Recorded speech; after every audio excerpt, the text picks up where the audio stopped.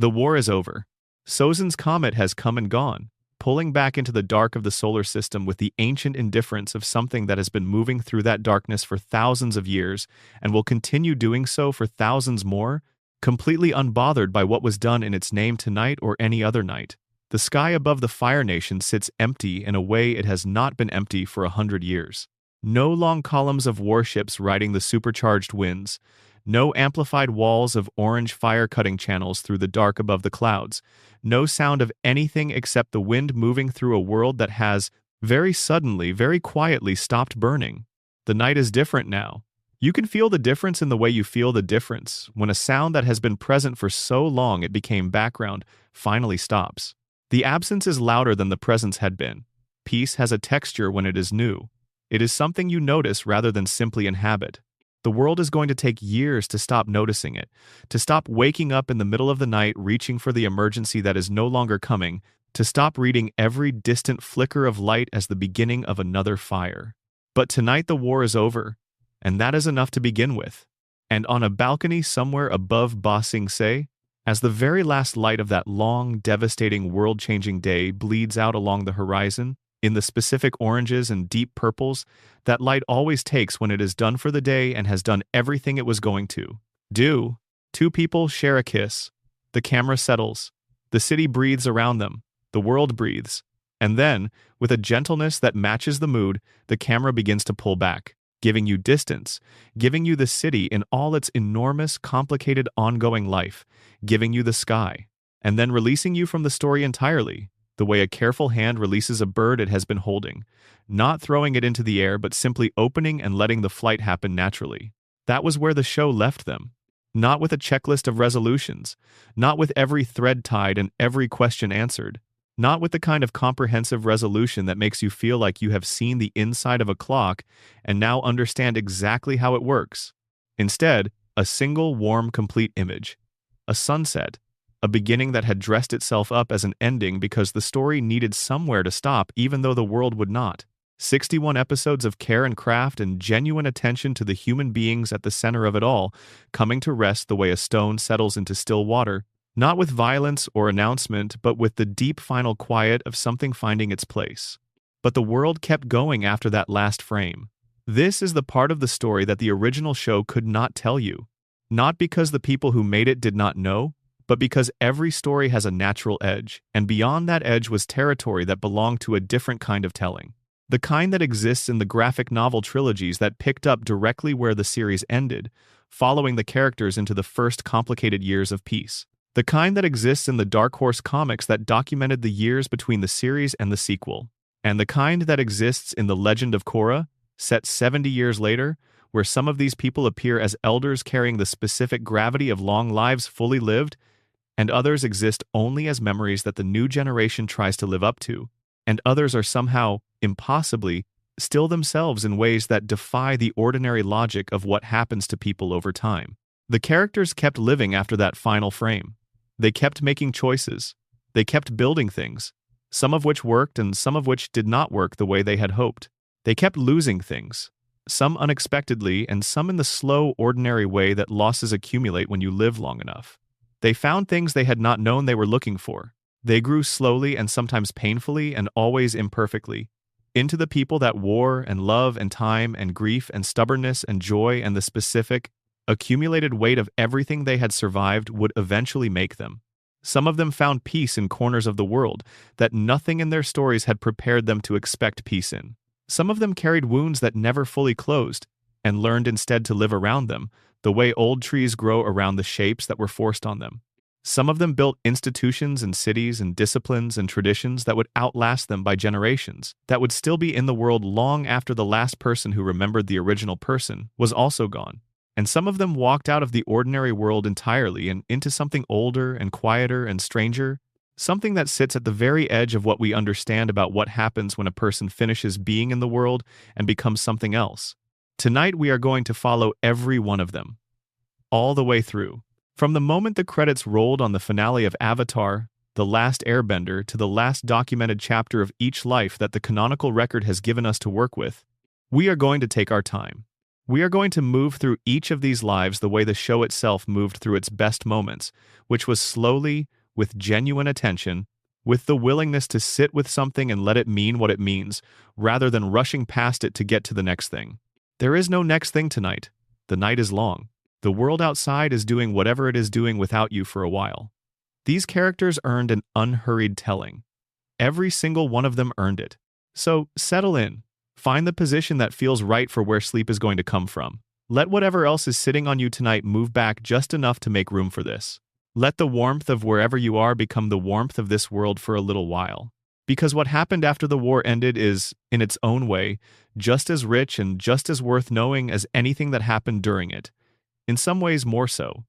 Because during the war, everyone was running. After the war, for the first time, they had the chance to choose where to stand. Before we go anywhere else, I want to ask you to drop a comment below and tell us where you are watching from tonight and what time it is there. Whether you are under blankets at 2 in the morning in an apartment that is too quiet, or falling asleep at the end of a long day that asks too much of you, or playing this in the background while a city moves outside your window, every single one of those moments and every single one of those places matters. This franchise has always had the kind of fandom that stretches across more places and more time zones and more stages of life than anyone planned for, when two people started sketching a bald boy and a flying bison in a room in Los Angeles, over 20 years ago. Drop a comment. Tell us where you are. And if this is the kind of content that helps you rest, the subscribe button is right there, free. Keeps these going. The channel lives on the support of people who care enough to press that button. Now, let us go back to the beginning of After. Part 1. Aang, the Last Airbender, learns to stay.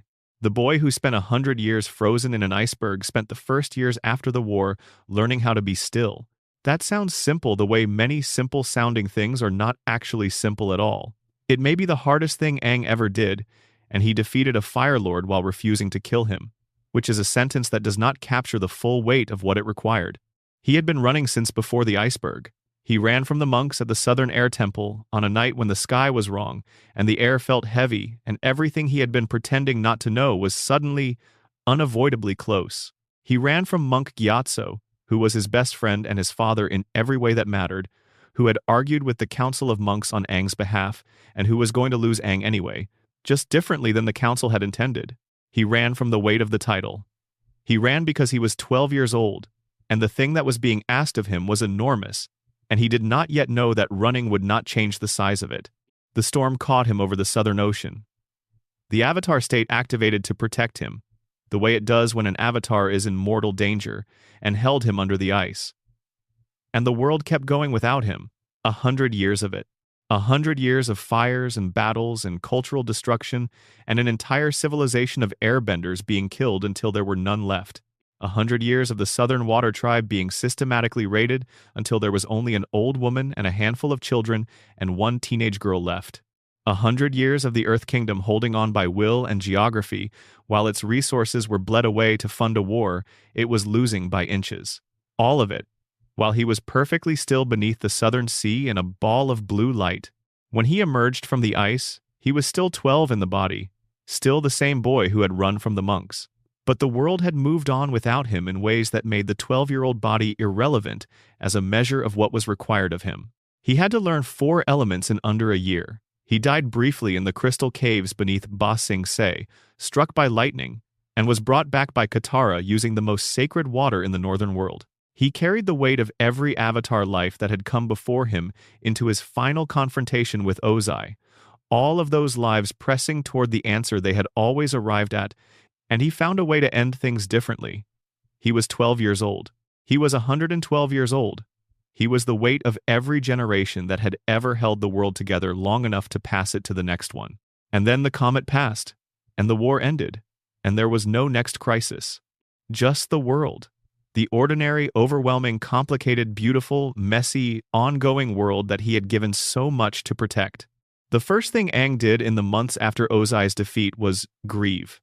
Not publicly, not dramatically, not in any way that historical accounts would bother to record, because history is bad at recording the quiet things, and this was quiet. He went to the air temples, one by one. He walked through the corridors that had been empty for 100 years. He stood in the places where his people had eaten and slept and practiced and laughed and made the ordinary daily movements of a life, and he listened to the wind move through spaces that were now entirely absent of the sounds that had given them meaning. He found Monk Gyatso's bones in the Southern Air Temple. He had found them in the first season of the series, and the show had handled that discovery the way it handled all its best moments, by dropping the music entirely and letting the silence carry it. No narration, no explanation. Just a 12-year-old boy standing in the place where his closest person in the world had died, surrounded by the bones of the soldiers Gyatso had taken with him, and the wind. He never stopped carrying that image. He never would. The grief was not something he moved through and came out the other side of. It was something he learned to carry without letting it define the shape of everything else. He built something from the grief. Patient, deliberate, sustained, the kind of building that takes years and does not make for dramatic storytelling but that produces things that last. He established the Air Acolytes, a community of non-benders drawn from every nation who were drawn to air nomad philosophy the way people are drawn to things that answer a question they have been carrying. The air nomad way of life was not stored in the airbending. He understood this more clearly than anyone. It was stored in the vegetarianism and the meditation and the ceremonies and the songs and the specific quality of attention they brought to every living thing. All of that could be preserved. All of that could be practiced. All of that could be passed on to people who would practice it and pass it further forward. He got to work. This was his most important contribution to the post-war world, and almost nobody named it as such while it was happening. Monuments went up for the political work. Republic City would eventually dominate the historical record of Aang's legacy, but the quiet work of cultural preservation, the years of sitting with acolytes and teaching them the correct form for a morning meditation practice, the decades of restoring temples and training sky bison handlers, and ensuring that the ceremonies the air nomads had practiced for thousands of years were still being practiced after they were gone, that work was the deeper thing. That was Aang keeping his promise to a culture that had been taken from him before he had a chance to choose it. He and Katara made their home on Air Temple Island, just off the coast of what would eventually become Republic City. The choice was not accidental. It never was with Aang. The island had existing air nomad architecture that could be restored. Its proximity to the emerging city meant that the center of the revived air nomad tradition was directly adjacent to the center of the post-war world's most ambitious experiment. Air Temple Island and Republic City grew up together, each one a different expression of the same underlying belief that the world could be organized around something other than which element you could bend. He spent real years on the restoration of the island. Not weeks of intense effort, but years of sustained ongoing work, making decisions about what could be preserved and what needed rebuilding, ensuring that the physical spaces maintained the qualities that made them air nomad spaces. The way light fell through particular archways at particular times of day, the way wind moved through corridors that had been designed with the wind in mind. The physical environment teaches things that words cannot. He had grown up inside such an environment and he knew what it gave to a person who inhabited it seriously. The sky bison were another project that ran alongside everything else. The herds had been devastated by the genocide. Sky bison were the original airbenders, according to air nomad tradition, the creatures through whose observation and imitation the first human practitioners had learned the element thousands of years ago. They were not simply transportation. They were a living connection to the source of the whole discipline. Appa was not just Aang's companion and his mode of travel.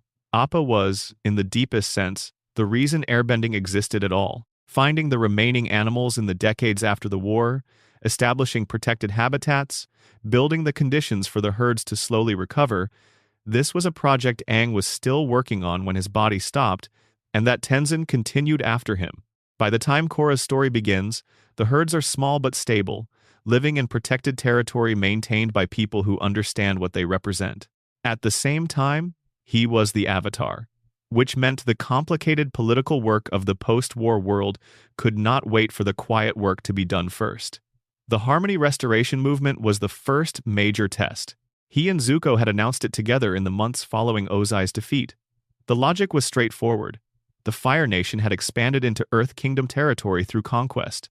The war was over. The colonies should be returned. Fire Nation citizens living in Earth Kingdom territory should go home. Clean lines, clear principle. On the ground in Yudao, the oldest Fire Nation colony in the Earth Kingdom, the clean lines disappeared entirely. 4 generations of people had been born in that city without ever living in the Fire Nation. 4 generations of families had intermarried across national lines until the categories themselves were no longer useful descriptions of who anyone actually was. Yu Dao was not an occupation camp. It was a city with an economy and a history and a population that had as much claim to Earth Kingdom identity as to Fire Nation identity. And in many cases more. Telling them to leave was telling them to leave the only home they had ever known and go to a place they had never been. Aang arrived expecting to enforce a policy and left understanding something fundamental about what 100 years had actually done to the world. The mixing was irreversible. The nations were not 4 clean, separate containers that could be sorted and sealed and sent home. They were something more complicated and more interesting, and more true to what people actually are, which is not categories, but individuals who accumulate histories in particular places. He changed his position. He acknowledged publicly that the plan needed to change. This is one of the most quietly heroic things he does in the post-war period, and it is the one that gets the least dramatic attention. Because changing your mind and saying so, when you are the most powerful person in the world, is harder than almost anything else. The most powerful person in the world is asked to do. He worked with Zuko and with Katara, whose wisdom on the specific question of mixing and integration and what peace actually required in practice was sharper than either of theirs, and together they began building towards something that had never existed. Republic City, the United Republic of Nations, the city that belonged to everyone and to no one, governed by a council representing all 4 nations equally, built on the land of the old Yu Dao colony, as the most honest possible acknowledgement that what had been built there over 100 years was real and was not going away. Not a restoration of the old order, a new order, built on the rubble of the old, using the pieces worth keeping and setting down the rest. In his personal life, Aang was a father to 3 children, and an imperfect one in the way that people who carry large weights are imperfect parents. Bumi was the oldest, named after his dearest friend from before the ice, the ancient king of Omashu who had kept a 60-year promise and been waiting when the world thawed. Bumi II grew up as the non-bending son of the most extraordinary bender in the world, in a household where that weight was always present, and he found his own power in other directions. He became a general in the United Forces, decorated and theatrical and incapable of being contained by any role that was too small for his personality. He eventually became an airbender, years later, when the world changed in ways no one anticipated, and the delight he felt about this development was completely characteristic of who he had always been. Kia was the middle child, named for Katara's mother who had been taken by the war and never returned. The name was an act of continuation, of reaching back through loss to hold something that had been taken. She became a waterbender and a healer, quiet and perceptive and deeply competent in the way that deeply competent people often are when they are not required to perform their competence for anyone's benefit. She did her most important work in rooms without audiences and did not require the accounting. Tenzin was the youngest and the only airbender, the one on whom everything rested in the most literal possible sense, the single thread between what the air nomads had been and what they might still become. He grew up knowing what he was before he fully understood it. He trained under his father with the specific intensity of a relationship where the stakes were not just personal but civilizational. He inherited not just the bending but the weight of the last, the weight of the continuing, the weight of being the person through whom an entire tradition had to pass or be lost. Aang was not a perfect father. This is worth being honest about, not to diminish him but because the imperfection is part of the truth. He poured his most intense attention into Tenzin because Tenzin was an airbender and the culture needed Tenzin in a way that was urgent and constant and could not be set aside for the sake of balance within the family. Bumi and Kia felt this. They spoke about it in their adult years with honesty and without bitterness, which is its own kind of achievement, acknowledging what had been missing without pretending it had not been there. The love was real. The imbalance was also real. Both things coexisted in the way that imperfect love coexists with genuine love, which is simultaneously and with full knowledge of both. His body gave out faster than it should have. 100 years in the avatar state had drained something fundamental from his physical form that could not be replenished, some resource that made the ordinary process of aging run much faster than it had any right to. By his 40s, he was carrying the body of a man significantly older.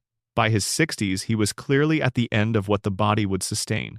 The people who loved him watched it happen with the particular helpless grief of knowing the reason and being entirely unable to change it. He died at 66. Not in battle, not dramatically, simply at the end of what his body could do. He was with Katara. He had built Republic City. He had established the air acolytes. He had restored 4 air temples and protected the sky bison herds and trained Tenzin to carry the element forward.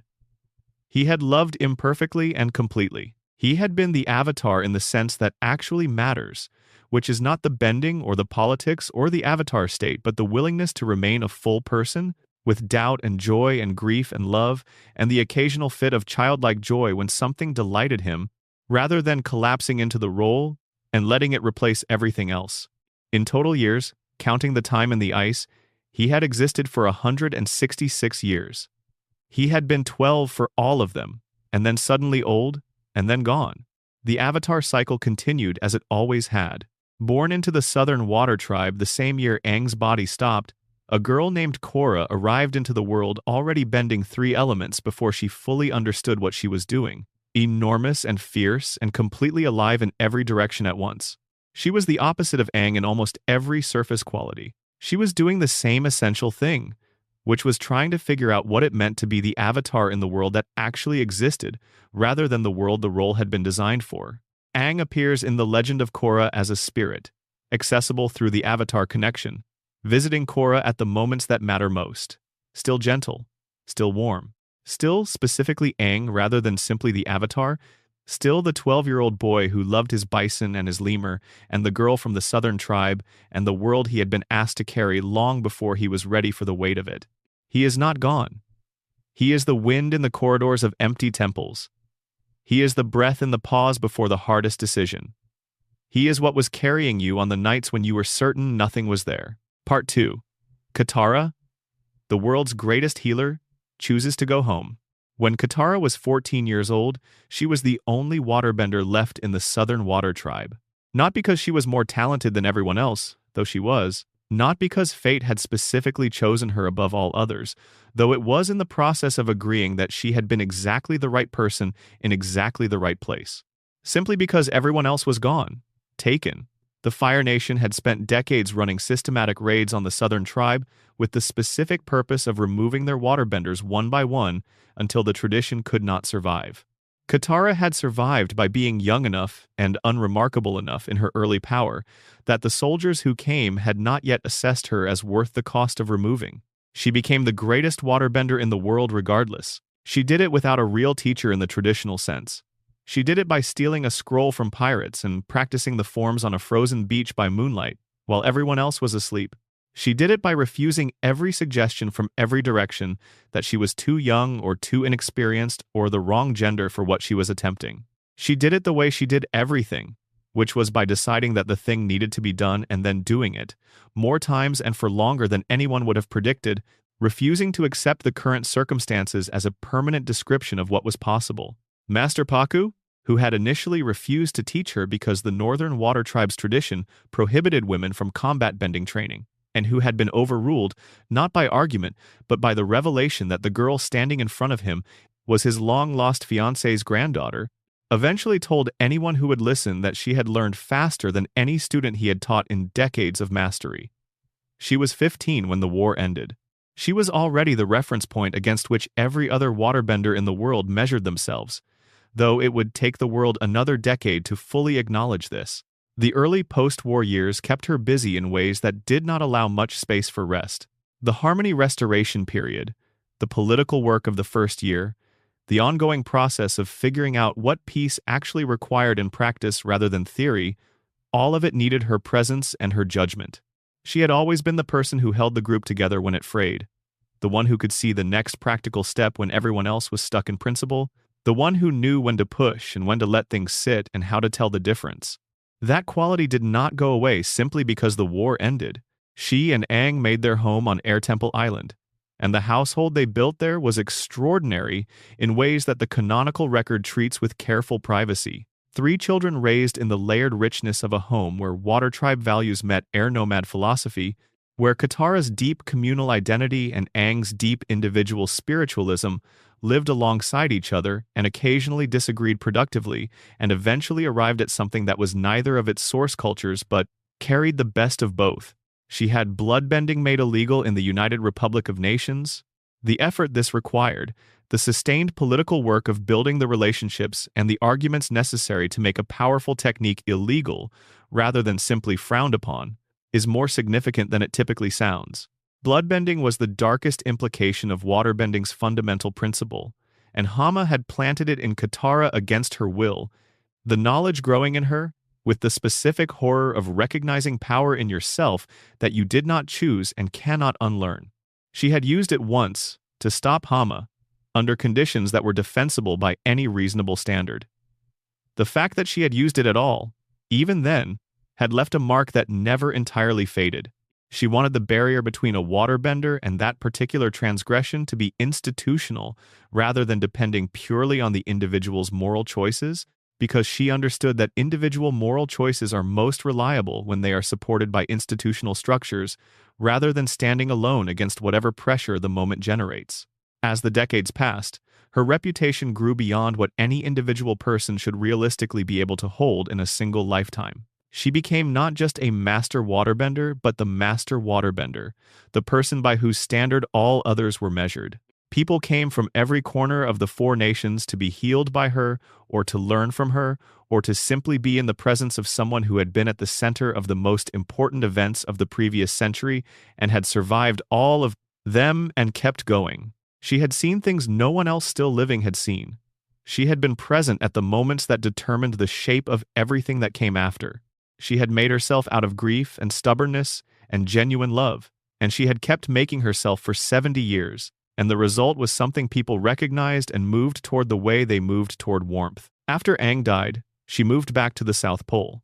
She had spent her adult life on Air Temple Island, in the home she had built with the person she loved most. When he was gone, she went back to where she started. Not in defeat, not because she had nothing left, but because the South Pole was hers in a way that Air Temple Island had always been his, and she had earned the right to go home. She had left when she was 14 and the world had been larger than she knew what to do with, and she had gone out into it and done things that would take generations to fully account for, and now she was allowed to come back. The Southern Water Tribe she came back to was not the cluster of tents on ice from her childhood. Decades of reconstruction, carefully managed development, deliberate post-war investment had transformed it into a real city. The humble, cold, beautiful place where she had grown up catching fish and dreaming of something larger had become something that matched the scale of who she had grown into. She lived there as a grandmother, a teacher, a healer, an elder. When the girl born the same year Aang died grew old enough to begin her waterbending training, it was Katara who taught her. Korra arrived enormous and impatient, already bending 3 elements before she started formal water instruction, and she sat across from the woman who had trained the man she used to be, and she learned. There is something in that image that resists reduction to language. Katara demonstrating the form for the 19th time. Korra throwing her hands up because she already knows how to move water. She does not understand why she has to do it this particular way. Katara smiling, just slightly, because she has seen this exact frustration in a different face, in a different body, 70 years earlier, and she knows exactly what it means, and she knows exactly where it leads. She was still alive when Korra's story begins. Still healing, still teaching, still carrying more history than almost anyone else remaining in the world. There is a prediction made about Katara in the first season of the original series, by a fortune teller who was at minimum extremely good at her job, that Katara would die peacefully in her sleep when her 3rd great-grandchild was born. If that prediction holds any weight, then Katara lived to see 4 generations of her family come into the world. Long enough to feel the enormous rolling continuity of lives extending forward from her own, the way a river does not stop at any particular bank but continues finding its way until it reaches the sea. She does not fade in any telling of the story. She is still, at whatever age she eventually grew to, the girl who stood at the edge of the ice and felt something pull at her chest and reached out anyway. She was right to reach. She was right about most things, actually. About Aang. About the war. About what mattered and what did not. About what peace required that was more than the absence of fighting. About what it meant to go home. Part 3. Zuko. The Fire Lord who had to learn what honor actually cost. The morning after Sozin's comet, Zuko was crowned Fire Lord of the Fire Nation. He was 16 years old, 16, in charge of the most powerful and the most internationally reviled nation in the world, tasked with dismantling 100 years of expansionist ideology that had been woven so thoroughly into every institution, every school, every piece of cultural material that every living Fire Nation citizen had grown up absorbing so completely it felt like air rather than ideology. Responsible for making genuine, durable peace with every nation his family had spent a century burning. Responsible for navigating a court full of people who had served his father and were now watching every decision he made with the cold, evaluative attention of people deciding whether to follow or to work around. He had no formal political training. He had spent 3 years as a banished prince on a warship, driven by a version of honor that he eventually had to dismantle and rebuild from different materials. He had spent a year as a refugee in Ba Sing Se, working in a tea shop in the lower ring, learning what it felt like to be nobody in a city that did not care about his name, which turned out to be one of the most useful things he ever learned. He had defected from the side of the war he had been raised to fight. He had been wrong about almost everything before he was right about it, and the being right about it had cost him more than most people will ever have to pay. He had Iroh. That mattered more than any amount of formal training. Iroh had spent years learning, the hard and specific way, that leadership was not power, and wisdom was not knowledge, and doing the right thing was not a reward for previous virtue, but a choice that had to be made again and again, even when the circumstances made it inconvenient. These lessons lived in Zuko by the time he stood before his nation for the first time and declared that the war was over and that the Fire Nation would be different now. The first year is documented in the Promise graphic novels, and it was not peaceful. The Harmony Restoration Movement, the plan to withdraw Fire Nation colonies from Earth Kingdom territory and restore Earth Kingdom sovereignty, was logically clean and practically impossible in the colonies where 4 generations of people had built actual lives. Yu Dao was not an occupation camp. Its population had complicated, layered identities and genuine roots, and the right to be heard about their own futures. Zuko found himself in the first of what would be many situations in his reign where both available directions had real costs and real people paying them. He chose the harder path every time, not the cleaner one, the one that required holding complexity without collapsing it into something more comfortable and less true. This became the defining quality of his 67-year reign, the willingness to sit with a problem until he understood it well enough to address it, rather than reaching for the first principle that would let him feel resolved. The new Ozai society was a real and constant threat in the early years. They were organized, patient, and well-connected enough to have placed people inside his court. They made multiple attempts on his life. He learned to govern inside an environment of genuine threat, which taught him things about the difference between trust and caution that he carried for the rest of his life. Suki and the Kyoshi warriors served as his personal bodyguard unit during the most dangerous phase of his rule. This arrangement carries more symbolic weight than it typically gets acknowledged for.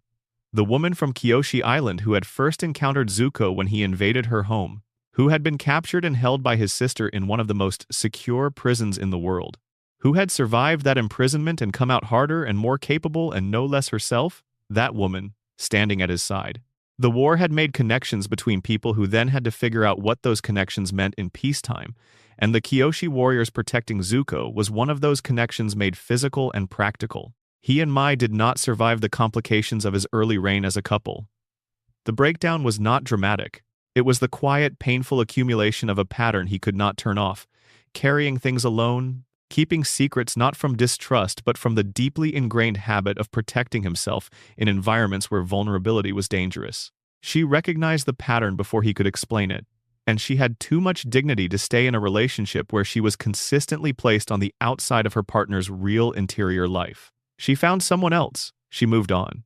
It hurt him in the specific way that things hurt when you understand you caused them. He found his mother.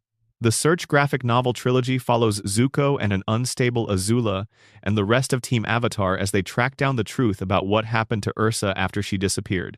Ursa had made a bargain with a powerful spirit called the Mother of Faces. She had been given a new face, a new name, a new life in her hometown of Hira, with no memory of the Fire Nation family she was leaving behind. She had rebuilt a life with a former love and had a young daughter named Kiyi, who had no idea she had siblings somewhere in a royal palace. When Ursa's memories were restored and she saw Zuko standing before her, grown, the Fire Lord. Someone she did not immediately recognize as the small boy from old portraits. The reunion was real and complicated, and worth every difficult thing about the road that led to it. He had carried the question of her like a stone inside him for most of his life. Having an answer, having her present and alive and knowing him, was worth everything. He ruled for 67 years. He saw Republic City grow from a contested settlement into something that exceeded what anyone had imagined when it was still called Cranefish Town. He watched his daughter Izumi grow up in the palace and become a Fire Lord of real quality, measured and principled and deeply serious about the responsibility of the position. He watched his grandson Iroh, named for the person who had mattered most in his formative years, grow up carrying a name that meant something specific to the family. He abdicated in his 80s, handed the throne to Izumi, and went to Ember Island. Rode Druk, his dragon, across the 4 nations as an informal ambassador for the peace he had helped build, watching it from above, watching it continue in the hands of the people who had inherited it. When Korra met him, white-haired and slower but still carrying the quality that had always been Zuko, still moving as if towards something, he told her things about Aang that only someone who had been present could say. And when she told him she had met his uncle in the spirit world, that Iroh was there, still warm, still pouring tea for whoever wandered in, something happened in Zuko's face that was 60 years of not knowing whether a warmth had simply gone out, finally resolved. Still there, still him, still tea. He wept. Of course he did. Some griefs wait 60 years to be set down, and when they are finally set down, they arrive all at once. Part 4. Sokka, the strategist. The history books never gave enough credit.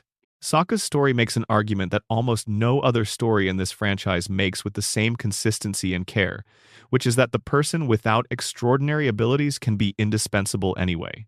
That the one who writes the plan and manages the logistics and figures out what needs to happen next and keeps everyone fed and makes the joke that prevents a crisis of morale from becoming a crisis of mission is not the supporting character in someone else's story. That person is the reason the story is possible. He was 15 when the war ended. He had designed, at 14, the operational plan for the largest coordinated invasion the conflict had seen, using a solar eclipse as the tactical window, with a timeline precise enough to require multiple, simultaneous moving parts to execute correctly. The plan did not succeed, but not because of the planning. The planning was sound. There was a leak. The execution, on the day, was exactly what the design called for. He was 14. He had also, in the final battle, developed on the spot at altitude on a moving airship the plan that destroyed the Fire Nation's airship fleet before they could reach the Earth Kingdom and do what Ozai had intended. He made that plan from the materials the situation provided, under time pressure, alongside Toph and Suki. And it worked. And it saved millions of lives. And he was 15 years old. After the war, he helped Toph establish the Beifong Metal Bending Academy, not just as muscle or as company, but as someone who understood how to structure a learning environment for people being asked to do something the previous generation had agreed was impossible. He was good at this because he had always been the person who thought about the next practical step before thinking about anything else. What do the students need? How do you take someone from being told something is impossible to actually doing it? What does the day look like? He figured those things out, and they made the academy more effective than it would have been without him. He became chief of the Southern Water Tribe. He served on the United Republic Council as the Southern Tribe's representative for years. He was involved in protecting baby Korra from the Red Lotus when she was first identified as the new Avatar. The council footage from The Legend of Korra shows a middle-aged Sokka who has become exactly what you would expect from everything he was at 15. Sharp, present, clearly the most practically intelligent person in most rooms, still wearing his hair in roughly the same configuration, still incapable of being boring. He died sometime in his 70s, the second member of Team Avatar to go after Aang. He was gone by the time Korra's story begins, visible only in archive and memory. He never became a bender. He never needed to. The world he helped build, the one where every nation sits at the same table and governs together, the one where the question of what element you can bend is less important than the question of what you can contribute, that world is built on the argument his entire life made from the very beginning. The argument was simply this: you do not need the element to change the world. You need the plan. You need the people. You need the willingness to show up and keep showing up. And the boomerang. The boomerang always comes back. He made a new one after the original was lost in the finale. He threw it and it came back, and that was how he lived. Not dramatically, just forward. Part 5. Toph the Blind Bandit, who remade the world and then walked away from it. Toph Beifong invented metal bending in a metal cage on the way back to the family that had been keeping her small. She was 12. Shinfu and Master Yu were transporting her back to her parents in a solid metal cage designed specifically to hold an earthbender, the reasoning being that you cannot bend what is not earth. Every earthbender who had evaluated metal had concluded the same thing. Too processed, too refined. The earth had been worked out of it. Nothing to work with. Toph pressed her palms against the walls and felt, at the very edge of her seismic sense, the almost invisible traces of earth still present in the metal as impurities. Traces too small for any previous earthbender to consider using. She considered them. She bent them. The cage opened. She walked out. She was 12 years old and she had done something the entire accumulated history of earthbending had agreed was not possible. Not because the history was wrong about everything, because Toph literally could not see the sign that said it was impossible. She had no way of being told what could not be done by a tradition she had entered sideways through badger moles and underground tournaments, and so she simply did it. After the war, she established the Beifong Metal Bending Academy with the urgency of someone who understood that a technique only one person knew was extremely fragile. She was the only practitioner of something the world needed to have distributed widely. She got to work. She was a difficult teacher in the most productive possible sense of the word. She had no patience for the story a student told about their own limitations. She had spent her entire childhood being told that story by people who loved her and were completely wrong, and the experience had made her constitutionally unable to take it seriously. She pushed her students past what they thought was possible, not cruelly but with the relentlessness of someone who had personally discovered that the boundary called impossible was just the outermost edge of what had been tried so far. The first class of students she trained became the foundation of what would eventually be Republic City's metal-bending police force. They spread the technique outward. They trained others. Within a generation, metal bending had gone from one person's achievement to a recognized discipline with practitioners across the Earth Kingdom and the United Republic. She became the first chief of police of Republic City, the girl who had been kept inside her family's estate because her parents believed she needed protection from the world. The girl who had competed in underground earthbending tournaments under a false name because the only way to be seen as she actually was required hiding who she was at the same time. That girl built the institution that protected the city her friends built, from scratch, using a technique she invented herself. She had 2 daughters, Lin and Suyin, and was not a gentle mother, which is an honest thing to say. She had not been raised in gentleness, the patterns repeated in different shapes. She was present and demanding and not naturally reflective about how her particular quality of presence landed on the people who needed something from her. Lin became the chief of police, her mother had been, carrying the legacy with her own specific seriousness. Su Yin built Zhao Fu, a metal city of genuine beauty, the element that Toph had cracked open used as medium for living rather than tool for fighting. The repair between Toph and both daughters happened eventually, the way real repairs happen, painfully and honestly and without full resolution of everything but with enough that the relationship could be real. She left Republic City at some point in the middle of her life and ended up in the foggy swamp, the ancient place where the banyan grove tree connected everything through roots so deep and wide that the waterbenders who lived there believed everything in the world was ultimately one thing. Toph understood this more directly than most people ever could, through the seismic sense that was her whole relationship with the world. The swamp was not strange to her. It was the most honest place she had found yet. She was there when Korra arrived, broken and slow and still carrying the trauma of what the Red Lotus had done to her. Toph helped her. She did not do it gently. She looked at the fear Korra was using as a reason to stay broken and stated plainly that it was time to put it down. It was more complicated than that, as it always is. But the simplicity of Toph's approach was not ignorance of the complexity. It was the refusal to let complexity become a permanent excuse. She came back for Operation Beifong, her daughter and granddaughter captured inside Zhaofu. She moved through that city like the ground itself was on her side, because it always is. She got her family out. She went back to the swamp. At the end of all of it, she took one last trip to Jasmine Island, the place Iroh had told her about decades earlier, the island with the best tea in the world. She paid respects. She drank the tea. She went home, A metal statue of her in her police uniform stands above the entrance to Republic City Police Headquarters. You cannot walk into that building without walking past her. The blind bandit in bronze, still looking like she is about to tell you that you are not trying hard enough. She is right. She is always right. Part 6. Suki, the Kyoshi warrior who chose the world. Suki grew up training for a war that almost never came to her island. She trained anyway, with complete commitment, learning to fight with iron fans in the tradition of a woman who had lived 800 years before her and had separated an island from the mainland to protect her people from a warlord who wanted to take it. That quality, the willingness to go as far as necessary and no further apology, ran through everything the Kyoshi warriors did. She trained for a war that barely touched Kyoshi Island. Then a 12-year-old airbender arrived on a flying bison, and the war found her, and everything she had spent her childhood preparing for had somewhere real to go. After the war, she and the Kyoshi warriors served as Zuko's personal bodyguard unit. The threat to his life was real, and the warriors were exactly what the situation required. Disciplined, elite, outside the Fire Nation's existing structures, and therefore free of the loyalties those structures might have compromised.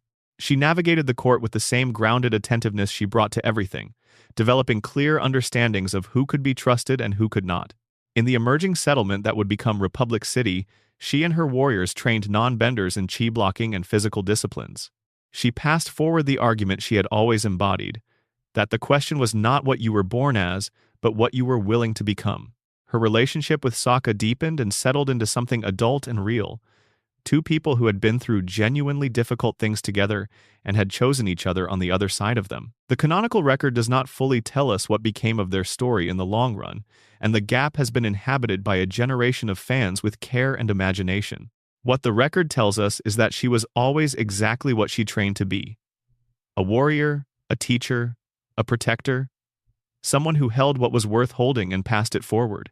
Her final canonical scene is at altitude, on top of a moving airship in the light of a comet, doing something that saved millions of lives and was not credited in any monument. It was enough. She had always been enough. Part 7. Iroh. The Dragon of the West who found what mattered. Iroh was not always wise. He was, before the story we know him through, one of the most feared military commanders in Fire Nation history. The Dragon of the West. The general who laid siege to Ba Sing Se for 600 days and came closer than anyone else to breaking the great city. And then his son Lu Ten died in the fighting, and Iroh stopped. He chose grief over conquest. He walked away from a victory that was within reach. The court had no concept for what he had done. He spent years after that in the way people spend years when they have lost what they organized themselves around and have not yet found what replaces it. He sat with masters of every bending tradition. He studied waterbending's philosophy. He developed the lightning redirection technique by taking the principle of water, which redirects rather than opposes, and applying it to firebending at the level of pure physics. He moved through the world with a quality of attention he had not had as a general. He was becoming something. What he was becoming was the warmth, the daily enacted choice to be the warmth in whatever room he found himself in. The cup of tea given at the right moment with the right quality of attention, the ability to hear what someone actually needed and address that rather than what they said they needed. He got very good at this. He became, over decades of quiet practice, possibly the best at it that the world had seen in a very long time. After the war, he opened the Jasmine Dragon in Ba Sing Se, his actual life, not a cover, a tea shop. The argument made physical that civilization persisted even when the fires went out, that the small human act of care toward another person was not trivial but essential. He served tea to Earth Kingdom elders who remembered the siege. He served tea to Fire Nation immigrants learning to live in a city that had feared them. He invented bubble tea. Both Aang and Zuko found the tapioca perplexing and not entirely pleasant. Iroh noted that he was simply a man ahead of his time. He was briefly acting Fire Lord while Zuko searched for his mother.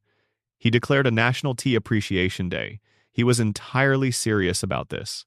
And then he died, and chose not to stop.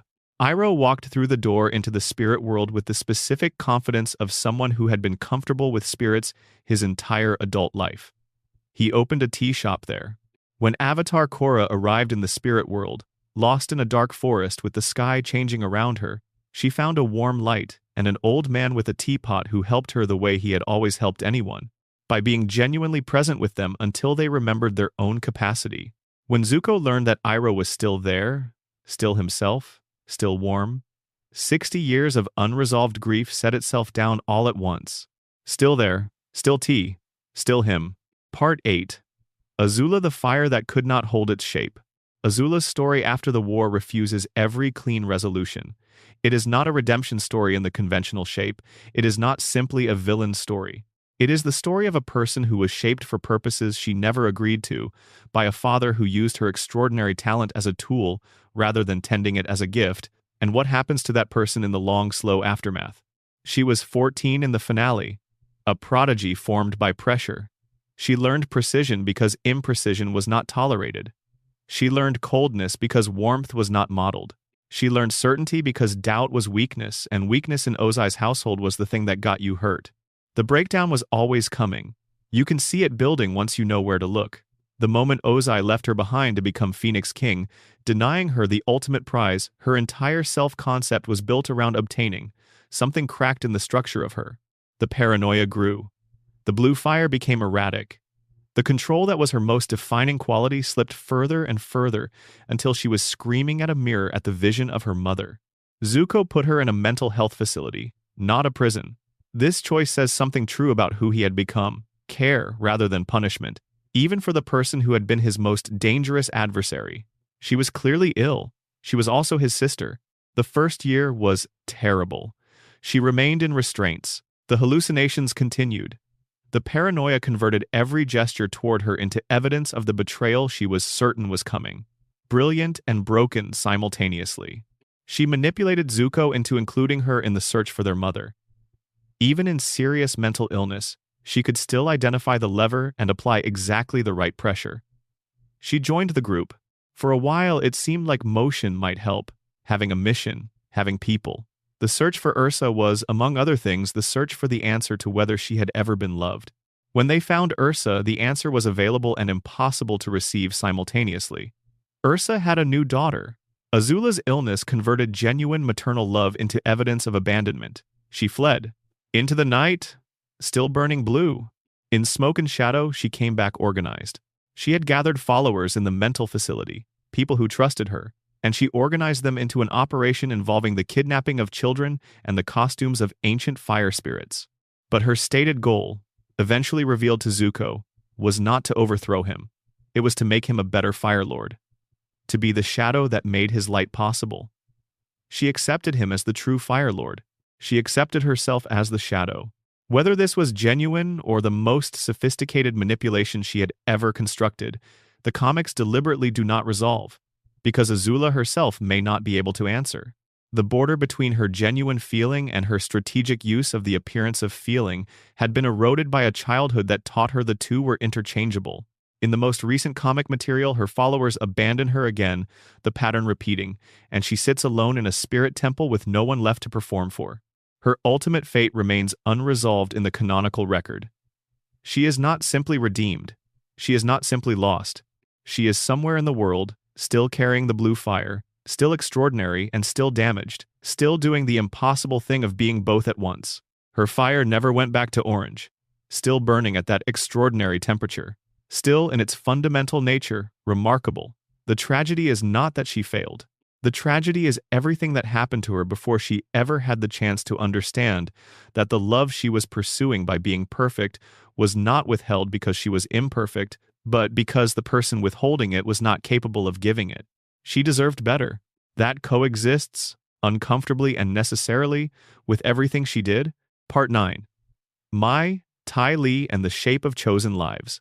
Mai spent her childhood learning to show nothing. The feelings were always there. The household she grew up in required children to be manageable and decorative and as little trouble as possible, and the most efficient path to that standard was to need nothing visible. What was behind the flatness was something stubborn and genuine and not interested in being controlled, and it surfaced at the boiling rock when she stepped in front of Azula's threat rather than let the people she loved be taken. She did it knowing exactly what it would cost, and she did not flinch. Under everything she had been taught about managing emotion, she loved people, and that love was not available for modification. She and Zuko did not survive the complications of his early reign. The pattern of secrets, the deeply ingrained habit of carrying weight alone, created distance that she recognized before he could explain it, and she had too much self-respect to stay inside a relationship where she was consistently placed at the outside. She found someone else, she built a life, but she showed up when it mattered. In Smoke and Shadow, when children were being kidnapped and the new Ozai society was threatening everything, Mai was in the room working on the problem. For the sake of what was right, not for the sake of Zuko. Her moral compass had survived everything and pointed consistently in the same direction. Ty Lee chose the Kyoshi warriors, and the choice was so exactly right for her that it barely needs elaboration. She had spent her whole life as one of 7 nearly identical sisters, had joined the circus partly to be an individual rather than a member of a set. The Kyoshi warriors gave her what she had been looking for. A group that moved together and remained individuals. A tradition with real discipline and real warmth. She adopted it completely. She stayed. She passed it forward. Part 10. The world they built and what it actually meant. Republic City began as a political solution to a political problem and became something that exceeded the solution. Cranefish Town, as it was called when it was small enough for that name to fit, grew around the presence of Aang and Katara and the Air Acolyte community, drawing people with the magnetism that new places have when the rules are not yet all written and the right person might still matter. By the time Korra arrives as a teenager, it is a full metropolis. Skyscrapers, radio, probending, automobiles, electric light, a police force built on a technique invented by a blind girl in a metal cage. Every element of the city is a consequence of something that happened during or after the war. Every innovation points back to a choice someone made. The city has problems. It was always going to have problems. The tension between benders and non-benders was one of them. The power differential that had accumulated over 100 years, not dissolving simply because the war ended. Amon and the Equalists expressed a real grievance even though they were wrong in their extremism and wrong in ways that went beyond ideology. The world Team Avatar built was better than what it replaced. It was not finished. It was never going to be finished. That is not a failure. That is what living things are.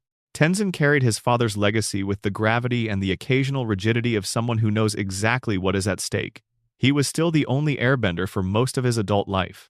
Then the spirit portals opened, and harmonic convergence redistributed spiritual energy across the world, and airbenders began appearing everywhere, including in Bumi, Aang's oldest son, who bent air for the first time in his 60s and was completely, characteristically delighted about it. Tenzin gathered them all, trained them, passed forward what his father had passed to him. The Air Nation was beginning again from a completely different starting point than anyone had planned for, and Tenzin was the one doing the work of the beginning. The cycle continued. Korra struggled with what it meant to be Avatar in a world that had changed so much from the one the role was designed for.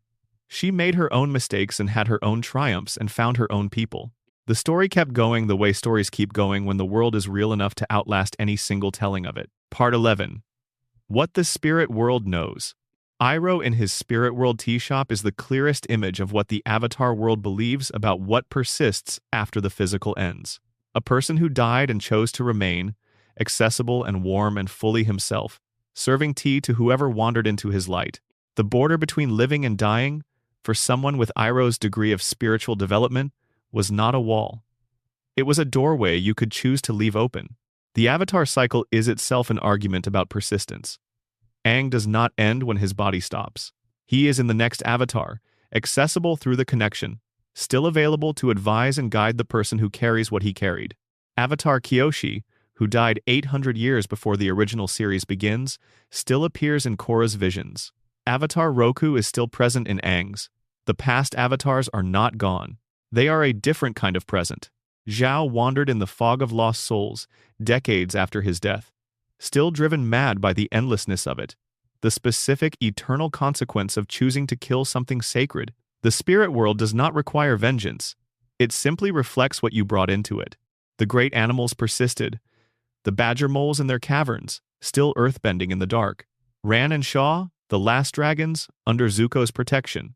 The sky bison herds, small but growing. Tui and La, still swimming their yin-yang pattern in the spirit oasis, maintaining the balance they had maintained since before human memory.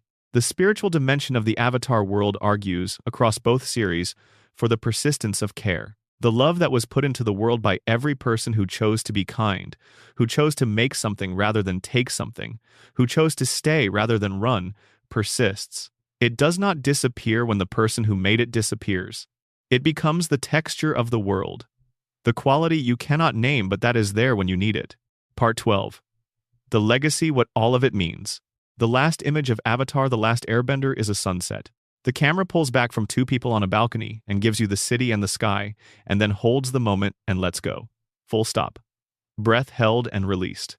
The world saying, this is where I leave them. They will be fine. What all of it means, taken together across every life and every year and every choice, is something the show gestures at and then hands to you. That was always the right choice. You are the one who finishes it. That is what the show was asking from the beginning. Aang spent his whole life being told that the Avatar was the world's last hope. He spent that same life learning that hope is not carried by one person. It lives in the people around that person. In Katara, who believed before she had reason to. In Sokka, who planned when no one could see the plan. In Toph, who bent what could not be bent. In Zuko, who chose, against the weight of everything shaping him towards something else, to be something else. The world they left behind has problems. Korra's story is built on those problems. The complications of industrialization and inequality, and old wounds wearing new names. None of that cancels what was built. It means the building continues. It always continues. Katara is at the South Pole, still healing, still teaching, still carrying more history than almost anyone else remaining. Still the girl who reached into the ice. Toph is in the swamp, feet off the ground, feeling everything. Still the best earthbender alive. Still the person who looks at what you are afraid of and tells you plainly that it is time. Zuko is on his dragon. Over the world he spent 67 years governing, still moving towards something. Iroh is in the spirit world, tea in hand, light in the window, ready for whoever arrives. Sokka is gone, but the plan is still working. The city is still standing. The boomerang still returns. Azula is somewhere in the world, still extraordinary, still carrying more than she should have had to carry alone. Suki is in the tradition she held, in every warrior who painted their face and decided something was worth defending. And Aang is in the wind. The war lasted 100 years. The peace has lasted longer, and it is not finished. It was never going to be finished. The Avatar world is not a place where the story ends. It is a place where the story keeps being told, by every generation that inherits what was built, by every person who receives the world and decides what to do with it. Every generation is a new team. Every generation has someone who carries the weight, and someone who writes the plan, and someone who bends the impossible, and someone who was shaped toward the wrong thing and chose to be something else. And every generation faces the same question that has been the whole question the entire time. What will you do with the world you inherited? There is a philosopher who argued that attention is the rarest and purest form of generosity, that truly seeing something, giving it the full weight of your awareness, is an act of love, not the dramatic kind. The quiet kind, the kind that says, I see you, and what I see is worth my time. That is what the creators of Avatar did, and that is what we have been doing tonight. Paying attention to the people who held the world up when the world needed holding. Following each of them through the long, ordinary, extraordinary years that came after. Through all of it, they are still there, all of them, in every retelling. In every night when someone lets this world carry them somewhere slow and warm. Katara at the South Pole, watching the water. Toph in the swamp, feeling the earth. Zuko on his dragon, over the horizon. Iroh, pouring tea. Aang, in the wind. Still there, always there. Good night. If this helped you rest tonight, a like goes a long way. Subscribe if you want more nights like this one. Drop a comment with where you are watching from and what time it is there. Those comments become a map of who we are across all the different places and all the different nights, and there is something genuinely beautiful about that. The world of Avatar was built by people who believe that the details matter, that the things nobody notices are just as carefully made as the things everyone does, that a children's show on a Saturday afternoon could be a work of art if you were willing to put in the work. The work is in every frame. Good night. Expanded sections. Additional depth and detail. Aang continued. The full weight of the last. There is something worth dwelling on about what it meant to be the last of anything. Not the last survivor of a catastrophe, though Aang was that too, but the last in a line of continuous cultural transmission that had stretched unbroken for thousands of years.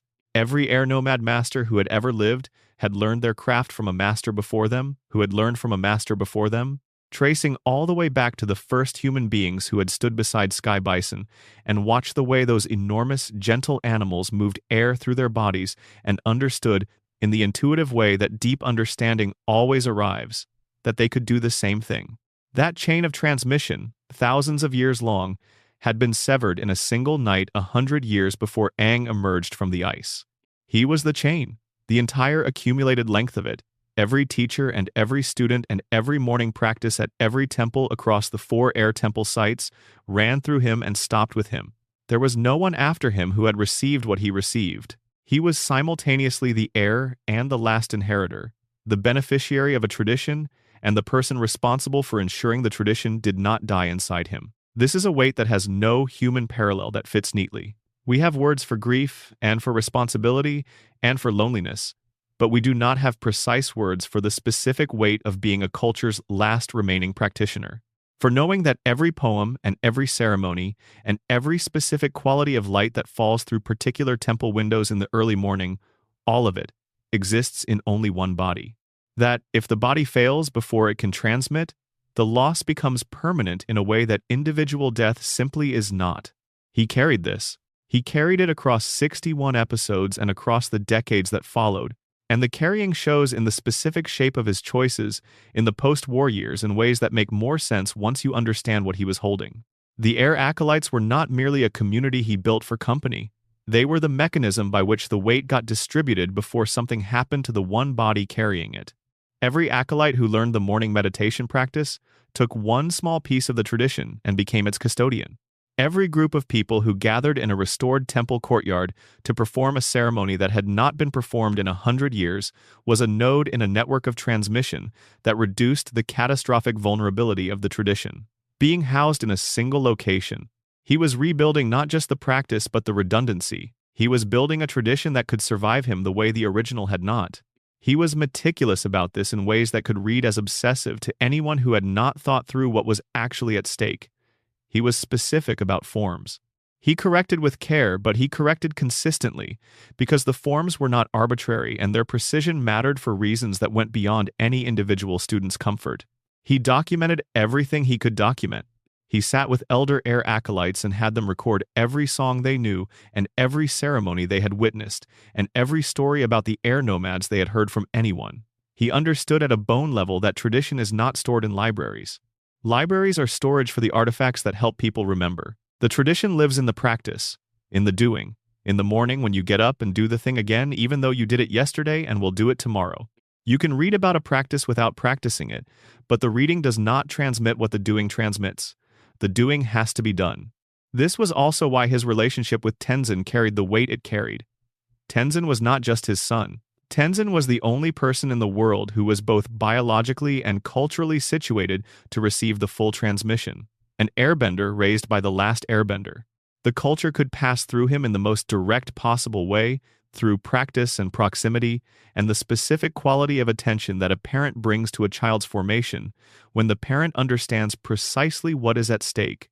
Aang loved Tenzin with the specific intensity of someone for whom love and urgency have been wound together into a single feeling, which meant that Bumi and Kia lived in the shadow of that intensity, receiving the love without the urgency, which is a different quality of attention and which they felt. Bumi, in particular, spent years arranging his life around the weight of not being the airbender. He became the biggest presence in any room, partly as a way of being impossible to overlook. He became a general with genuine distinction. He became someone the historical record had to acknowledge even in the absence of the element. And when airbending arrived in him in his 60s, when harmonic convergence changed the spiritual equation of the world and new airbenders began appearing everywhere, Bumi's delight was real and total and characteristic. He had been large enough for the world to notice him without the bending. The bending arrived as the world offering him a thing he had not been waiting for, which is the best kind of gift. Kia found her own form of peace with the imbalance. She was a healer of genuine skill, deeply empathetic in the way that the best healers always are, which is not merely technically proficient but constitutionally attuned to what the person in front of her actually needed. She worked in places the historical record barely mentioned. The ordinary, extraordinary work of healing that does not make monuments, but that changes the specific texture of the world for every person it touches. The air temple island that Aang built was, by the time of Korra's story, a genuinely functioning community, real architecture, real practice, real daily life organized around the values he had spent decades transmitting. The morning bells sound at the same time they always sounded in the original temples. The forms are practiced in the open courtyards before the dew has left the grass. The sky bison move overhead with the unhurried quality of animals that have lived in relationship with humans for longer than anyone can fully trace. It is not what was lost. It is something that came after the loss, which is always true of things built from grief. They are not replacements. They are new things that exist in the shape of what was missing. When Aang died, at 66, surrounded by the people who had built a life around his own, he had accomplished more than most people with twice his years. He had also left more unfinished than he would have liked. There are always unfinished things. The ones who stay too long sometimes manage the clean closure. The ones who go early leave a list. His list was long. He would have wanted more time with each of his children. He would have wanted to see Republic City reach the particular quality of stability he was working toward. He would have wanted to continue the Sky Bison recovery work past the stage it had reached. He was not finished. But Katara was there, and Tenzin was there, and the world he had poured himself into was solid enough to keep standing without him, which was the truest possible measure of whether he had done the work right. A tree that holds when the planter steps back. A tradition that continues in the hands of the people who were taught it. He was 12 years old for 112 years. He was an old man briefly, and then he was the wind. Katara continued, the art of staying. There is a story that Katara told Korra during one of their early training sessions, not about waterbending forms or advanced technique, but about a night in a canyon somewhere in the middle of the Earth Kingdom, 100 years ago, when she had been 14 and cold and furious at something that would not bend to her will, and she had sat down in the dark and thought very carefully about whether any of this was worth the effort. She had decided yes. She had gotten back up. She had kept going. And the decision to keep going, made in the dark in a canyon when stopping was a real option, was as important as anything she ever bent. This is who Katara actually is, beneath the mastery and the historical significance and the title of greatest waterbender in the world. She is someone who has made that decision, on that night and on many nights after it, to get back up in the dark and keep going. The decision is not always dramatic. Most of the time it is not dramatic at all. It is simply the choice, made in ordinary circumstances with ordinary tiredness and ordinary doubt, to continue. The waterbending mastery was built on that choice, repeated. Every form she did not know, she learned. Every technique she was told was not for someone of her gender, or her age, or her experience level. She found her own way to. The stolen scroll from the pirates was not just a clever plot device. It was Katara deciding that the tradition's gatekeepers had decided incorrectly about what she was allowed to have, and she was going to correct their decision herself. After the war, the healing work became the center of her practice, in a way that the fighting never quite was. She was a combatant because the war made it necessary. She was a healer because it was what she reached for when the fighting was done. The two things lived in waterbending simultaneously, the same element expressing itself in opposite directions, and the best practitioners held both without letting one diminish the other. She was one of the best practitioners who had ever lived. She held both. The blood-bending legislation was not quick work. It required years of sustained political engagement, relationship building with lawmakers in the United Republic and the Water Tribes and the Earth Kingdom, making the case repeatedly and from multiple angles that the technique posed a risk that exceeded any legitimate training application. She was patient about it in the way she was patient about most things that mattered, which was completely. She did not need it to happen quickly. She needed it to happen correctly and to last. She carried the knowledge of bloodbending with her for the rest of her life, the specific weight of knowing how to do something that she had decided should not be done. This was not unusual for her. She had always been the person who understood the cost of power more clearly than most and had chosen responsibility over use. But bloodbending was different from other techniques, because the technique itself was not morally neutral in its application. You could not bloodbend gently. You could only bloodbend over another person's will. The decade after Aang's death was, by most accounts, the quietest period of her adult life. She moved to the South Pole. She healed. She taught. She watched the Southern Water Tribe finish becoming the city it had been working toward for decades. She was present in the ways that counted without being visible in the ways that get recorded. When Korra arrived for waterbending training, Katara saw something that the narrative frame of Korra's story rarely pauses on. Herself, in different materials. Enormous and impatient, already bending before the instructions arrived. Already carrying the Avatar's weight with the specific stubbornness that weight requires. Looking at the form Katara was demonstrating with the expression of someone who knew they could move the water and didn't understand why the movement had to be that particular movement. Katara understood. She had been that impatience. She had been that certainty. She taught Korra the way Pakku had not taught her, which was with the assumption that Korra was exactly capable of what was being asked of her, and the only variable was the number of repetitions between now and competence. She is still alive when Korra's story begins. Still at the South Pole. Still healing people whose bodies need healing and people whose need for healing is located somewhere the body doesn't show. Still in everything that actually matters, the girl who stood at the edge of the ice and reached. Zuko continued, the long work of making good. 67 years is long enough to fail at things and try again, and fail again, and try something different. Zuko's reign was not a continuous success. That would be a lie, and the kind of lie that makes history useless because it removes everything instructive from the record. He made mistakes in the early years that came from inexperience. He made mistakes in the middle years that came from the accumulated tiredness of governance, the way long exposure to complexity can erode the clearer vision you had at the beginning. He made mistakes in the later years that came from the specific blindnesses that arrive with age, the assumptions that consolidate into certainties without enough friction to stay honest. He acknowledged most of them. He corrected the ones that could be corrected. The new Ozai society operated for longer than it should have before it was dismantled. Part of this was operational, the difficulty of identifying a domestic threat with good institutional cover.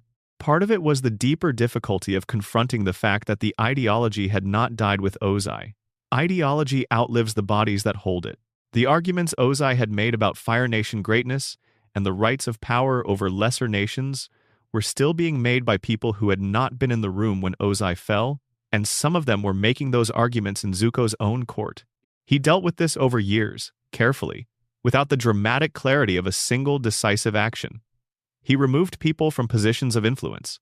He promoted people who demonstrated by their actual behavior rather than their stated loyalty that they understood what the Fire Nation was supposed to become.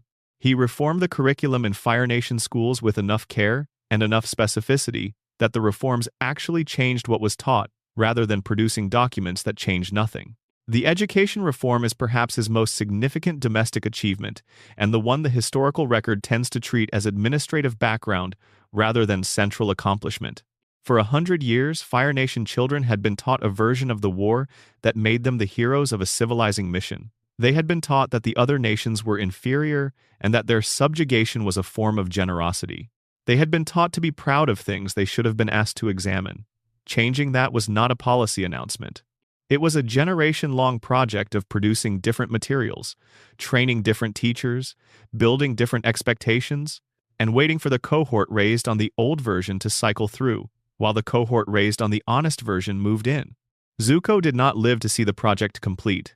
These projects are never complete, but he gave it the attention and the political protection it needed to continue after he was gone, and Azumi continued it after him. And the evidence of the project's success is visible in the quality of the Fire Nation's engagement with the post-war world across the decades that followed. Finding Ursa changed him in ways that were not always visible from the outside.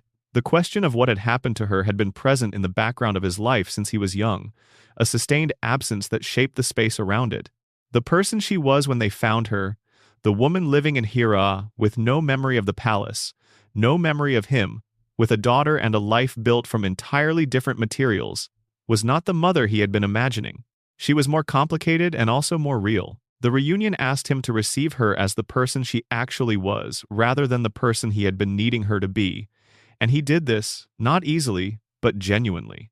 His dragon, Druk, whom he encountered and bonded with later in his reign following in the footsteps of the research he and Aang had done to find Ran and Shaw, became his companion, in the specific way that the great animal companions in the Avatar world become companions.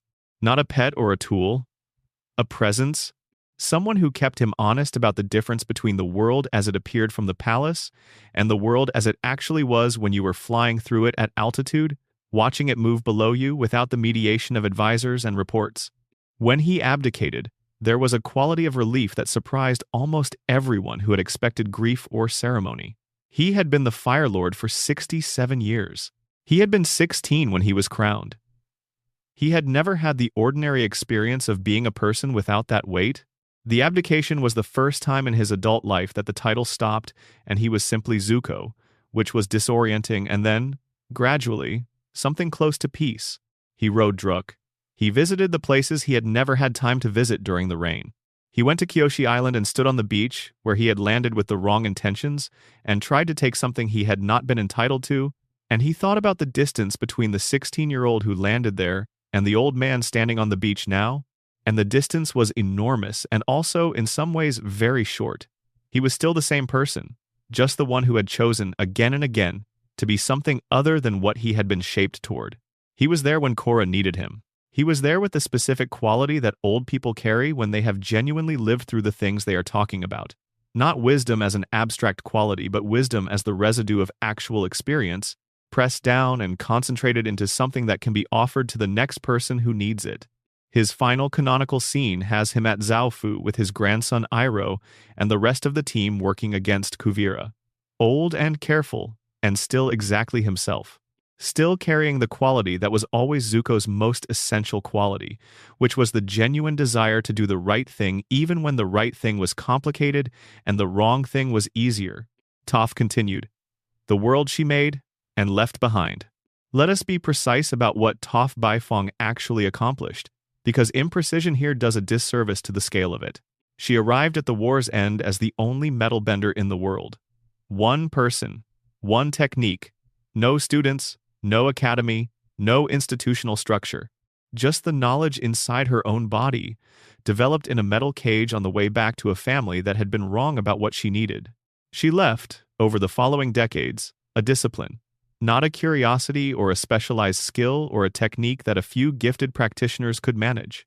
A discipline, with standards and curricula and graduation levels, and a community of practitioners spread across the world who were capable of transmitting it further.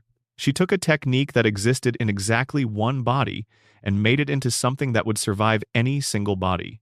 The academy was the mechanism, but the academy was not the point.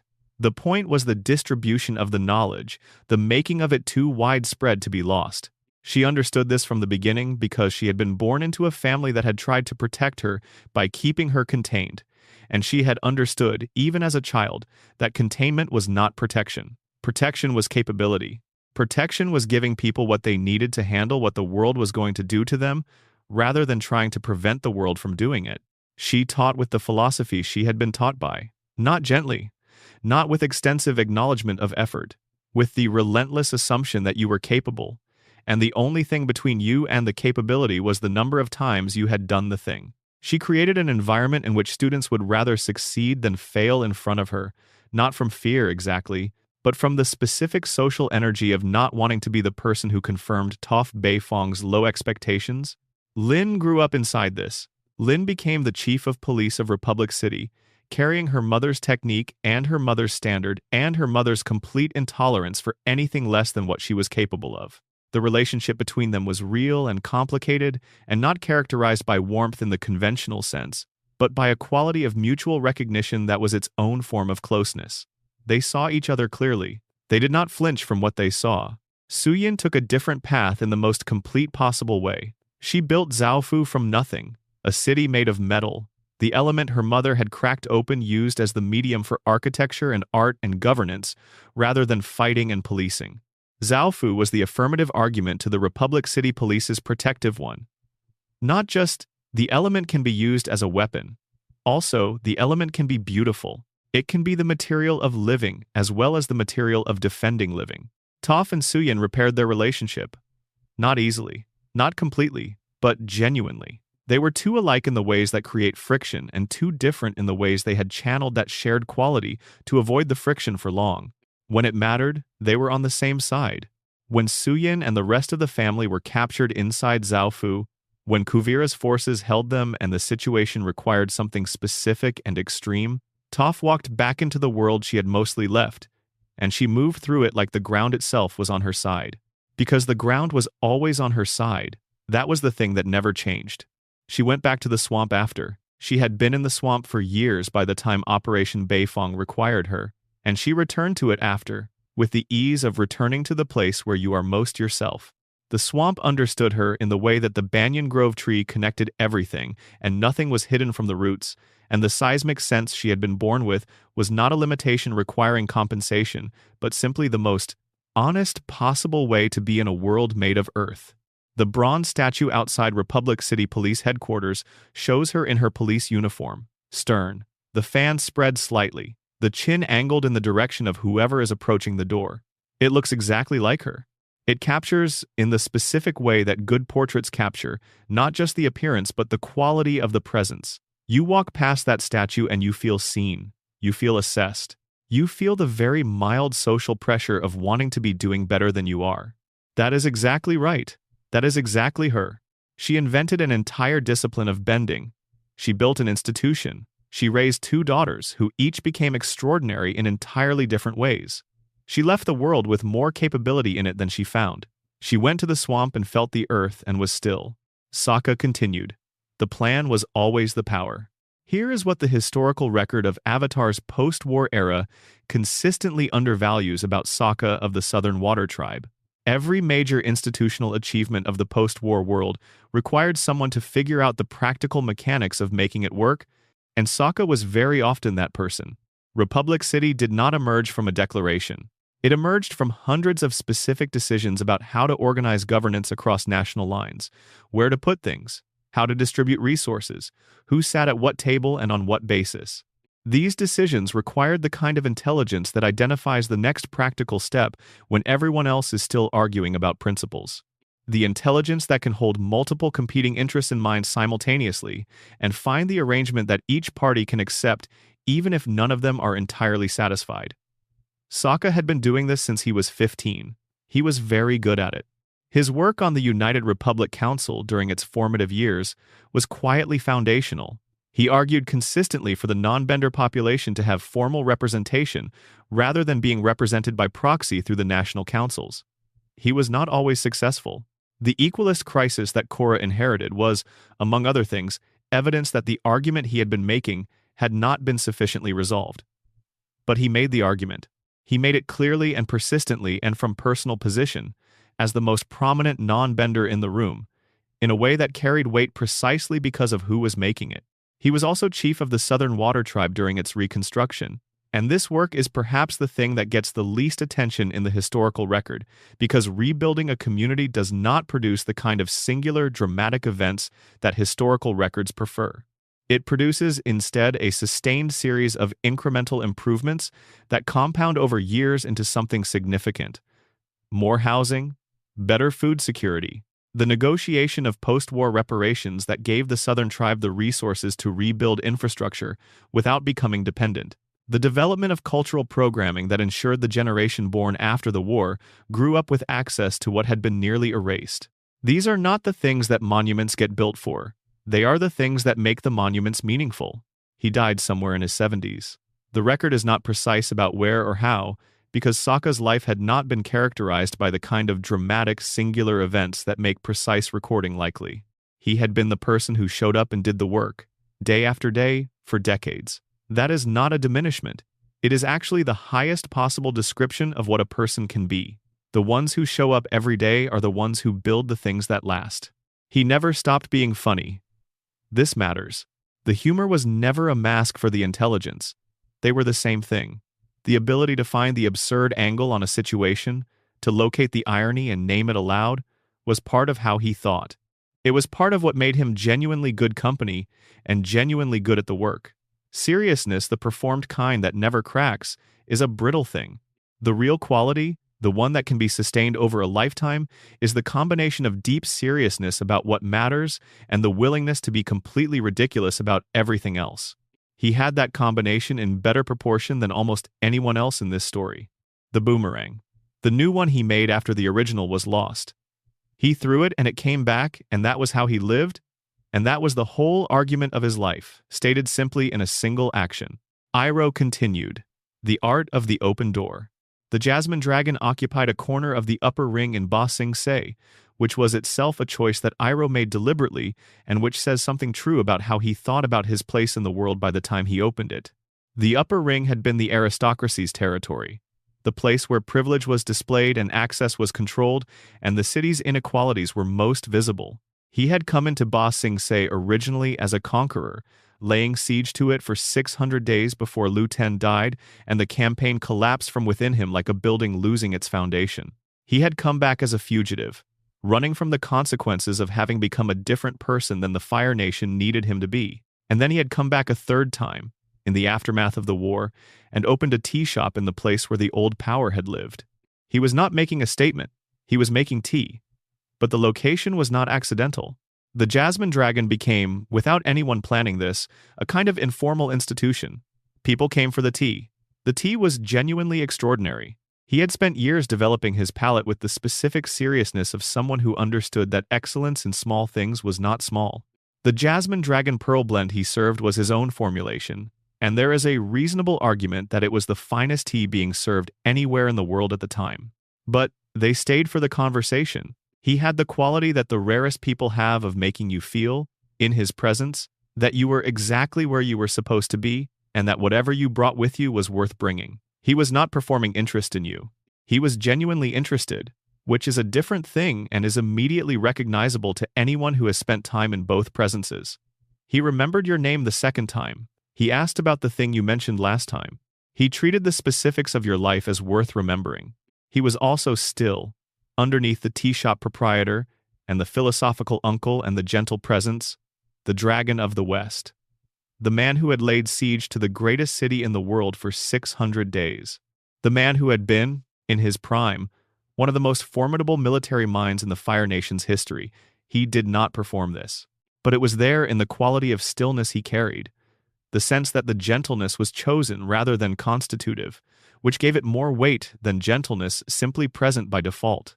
He invented bubble tea. He served it to Aang and Zuko. They were both perplexed. He was absolutely delighted by their perplexity. He served it anyway. When he died, he made the choice that his entire life had been preparation for making. He walked through the spirit world's door and left it open behind him. The tea shop in the spirit world, which Korra encounters during the most dangerous navigation of her avatar development, is real in the specific way that things in the spirit world are real, which is more real than physical objects in some respects, and differently organized in others. The warmth is the same warmth. The tea is the same quality. The presence is the same presence. He is not haunting. He is not wandering. He is doing, in his afterlife, exactly what he did in his life, which was holding a warm door open and making tea and genuinely caring about whoever walked in. When Zuko learned, through Korra's account of her time in the spirit world, that Iroh was still there and still exactly himself, the feeling that moved through him was one of the most private feelings the show ever gives us access to. 60 years of carrying the person's absence. 60 years of loving someone and not knowing whether that love had somewhere left to go. And then the knowledge, arriving gently and absolutely, that the warmth had not gone out. That it was still there, still him, still offering tea to whoever needed it. He wept. Of course he did, Azula continued. The blue fire and what it tells us. The most important thing to understand about Azula is that she was not born the way she became. She became it, carefully, systematically, through the application of a father's specific vision of what excellence required and what sentiment cost, applied to an exceptionally talented child over years of sustained formation. She was perhaps the most genuinely gifted firebender of her generation, possibly of several generations. Her control was extraordinary. Her technique was technically perfect in a way that most practitioners never reach. She produced blue fire, which burns hotter and is more refined than the orange fire of other firebenders, not as a deliberate achievement, but as a natural expression of the quality of her control. Her body did with fire what the most advanced firebenders spent decades attempting, and usually never fully reaching. Ozai saw this. He cultivated it. He used it. He shaped her toward it with the deliberate attention of someone who understood exactly what he was doing and found the result useful. He did not love her. He used her, in the specific way that a very intelligent person uses a tool, carefully and with full appreciation for its quality, and the distinction between love and use was never made clear to her because no one in her household was equipped to make it. The result was a child of extraordinary capability and a fundamental misunderstanding of what love was. She believed that love was performance, that it was earned through excellence, that it was conditional on maintaining the standard that had been set, and that any deviation from the standard invalidated the love, rather than being absorbed by it the way real love absorbs deviation. She believed this because this had been her experience of the closest thing to love she had been offered. She was not wrong about her experience. She was working with false information. The paranoia at the end of the series was not sudden. If you watch the third season carefully, you can trace its growth from the early episodes, the slight stiffening in the control, the slight increase in the temperature of her reactions to perceived failures, the moment when Mai and Ty Lee's friendship with her began visibly costing them rather than simply existing. She had been running on a form of internal pressure that required perfect execution to hold, and when Ozai removed her from the center of the final plan, the pressure lost its object and began finding other places to go. By the time she fought Zuko in the final Agni Kai, the blue fire was erratic. The most controlled firebender in the world had lost control of her own element, which was the element that most completely expressed her inner state. The fire was not lying. The fire was saying exactly what was happening. She was falling apart because the structure her entire identity had been built on had collapsed, and there was nothing underneath it because she had never been given the chance to develop anything underneath it. Zuko's decision to treat her condition as a health matter rather than a criminal matter reflects something he understood about her that the court around him might not have. He had spent years being shaped by the same environment. He understood that the person in front of him was not simply a villain who had chosen her path, but someone who had been formed toward a particular shape by a process. Neither of them had chosen, and neither of them had been old enough to resist. The treatment facility was the acknowledgement that there was a person inside the condition who might still be reached. Whether she was reached is a question the canonical record deliberately leaves open. The search showed her both more vulnerable and more dangerous than the series finale had.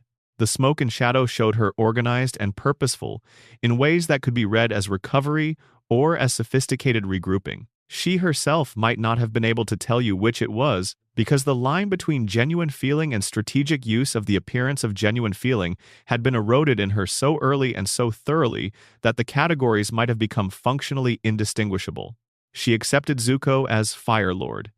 She said in the clearest moment of smoke and shadow that she wanted to be the shadow that made his light possible. Whether that was the most honest thing she had ever said or the most sophisticated manipulation she had ever constructed, the comics leave open. Both things could be simultaneously true. A person can want something genuinely and also use it strategically. These are not mutually exclusive. Her blue fire never changed. Whatever happened to everything else? The fire remained that extraordinary temperature, that unusual color, that quality of refinement that spoke to the fundamental nature of her talent. The thing that Ozai used was real. The gift was real. What was done with it and what was not given to it are the tragedy, not the gift itself. She deserved better. The tragedy is not that she was too powerful or too dangerous or too broken. The tragedy is that she was a child who was never given what children need and built herself from what was available instead, and what was available was not enough. The spirit world continued. What persists?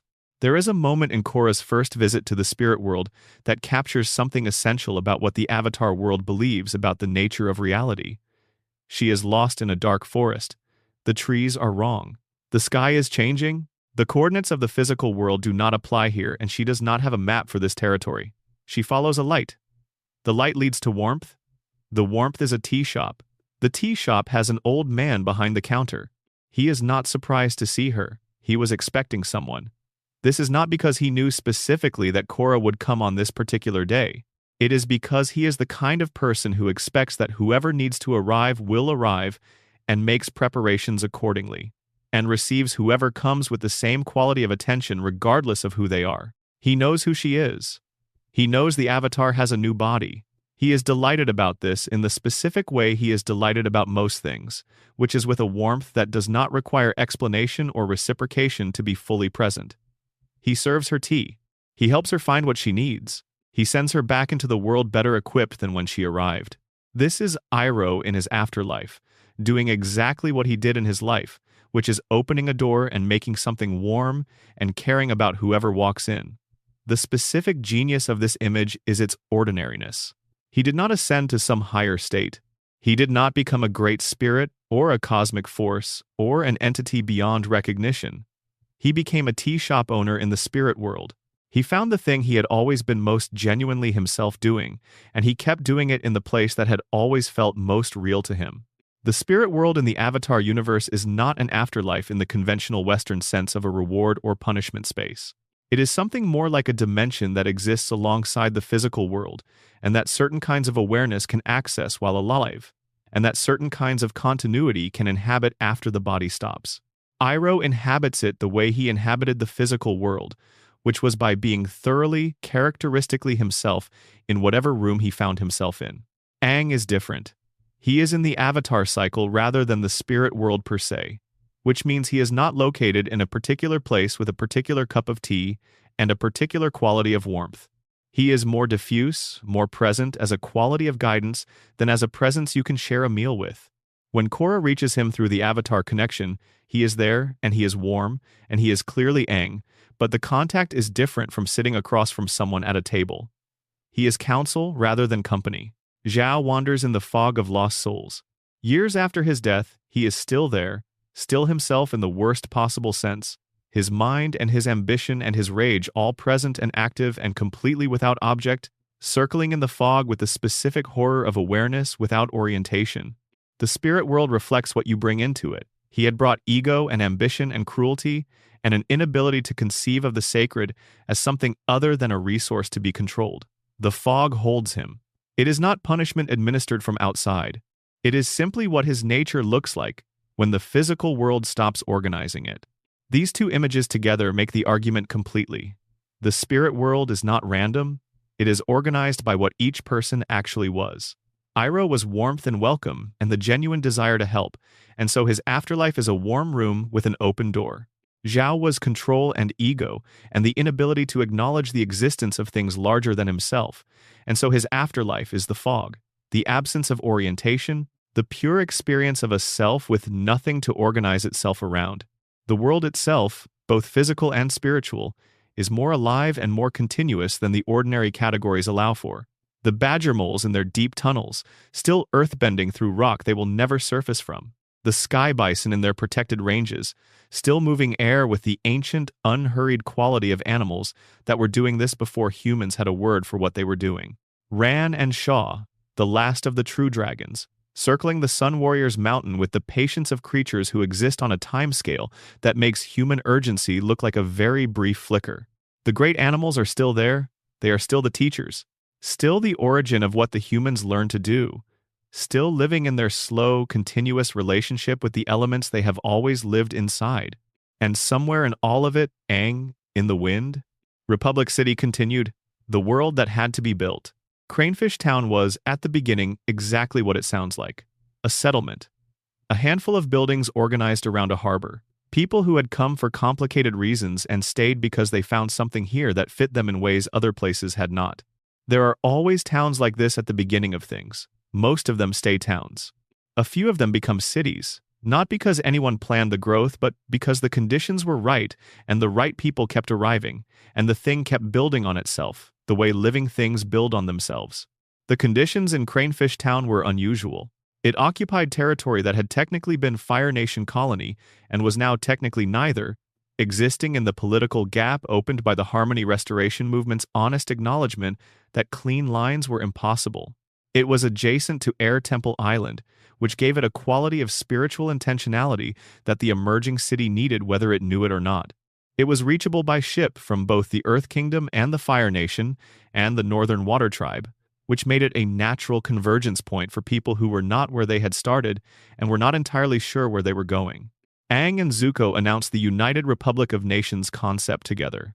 Not as two former enemies standing at a podium demonstrating their alliance, though that was part of it.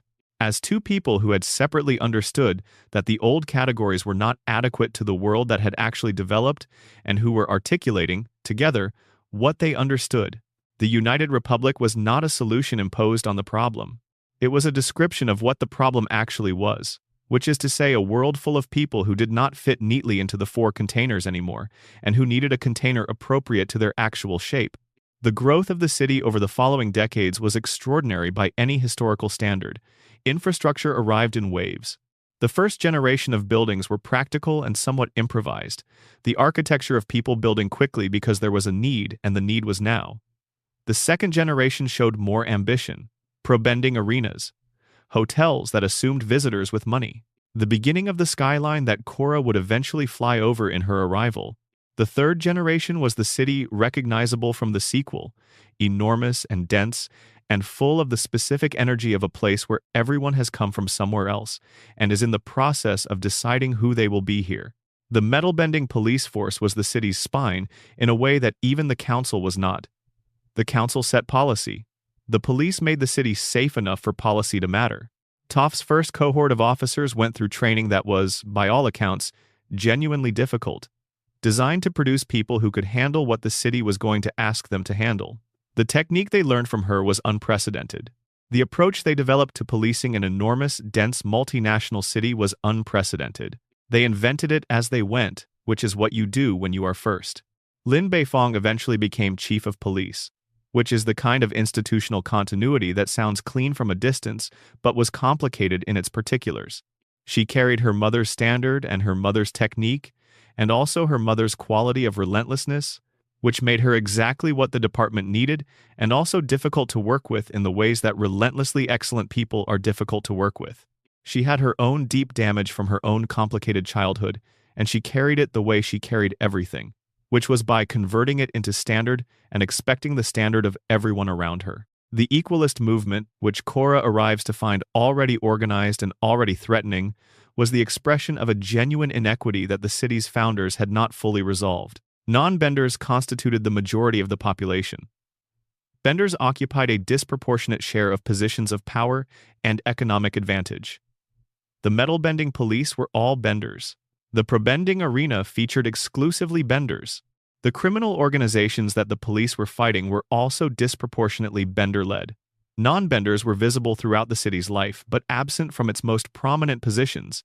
Sokka had been making this argument on the United Republic Council. He had been making it for years. He had not been sufficiently heard. And then Aemon came and made it differently. And the consequences of the gap between the argument and the resolution became very immediate for a city that had prided itself on being the place where the old categories did not apply. This is the nature of the things that Team Avatar built. They were real. They were imperfect. The imperfections were not failures of vision. They were the inevitable consequences of trying to build something new from materials shaped by the old thing, with people who carried the old thing inside them no matter how thoroughly they believed in the new one. The world they built was better than what it replaced. It was not done. It was never going to be done. The next generation inherited both the achievement and the unfinished business, which is the only honest thing one generation can give to the next. The final word, what all of it means. These characters were fictional. The world insists on being reminded of this at intervals because fiction is supposed to stay on its side of the line. But Avatar, The Last Airbender, has always been a show that treated that line as a suggestion rather than a rule. And the people who grew up watching it have always known, in some wordless way, that the care that went into the making was real even if the people made were not. The care is real. The attention is real.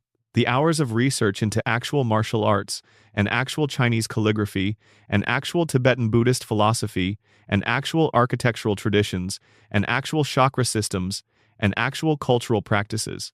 All of that effort went into building a world that felt real enough to hold you, and it worked, and you are here, in the dark, letting it hold you. What these characters did after the war is a story about what people do after the hardest thing they have survived.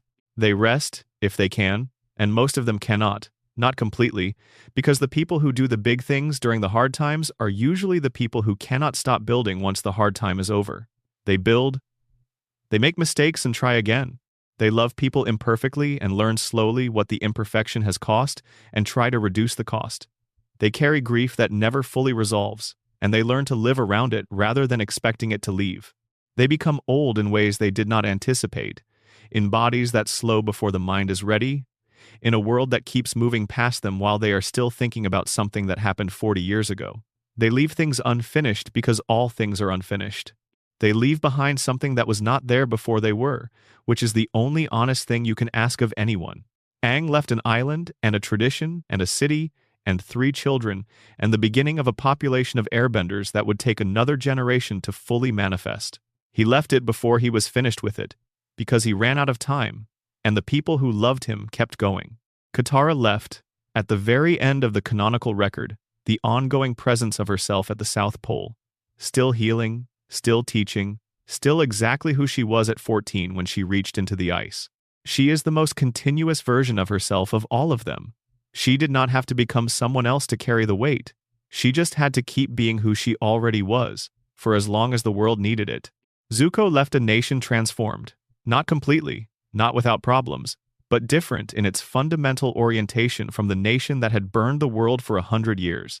The schoolchildren of the Fire Nation learn honest history now. That is his work. Sokka left the plan, the ongoing infrastructure of the plan, the institutions that keep working after the planner, is gone.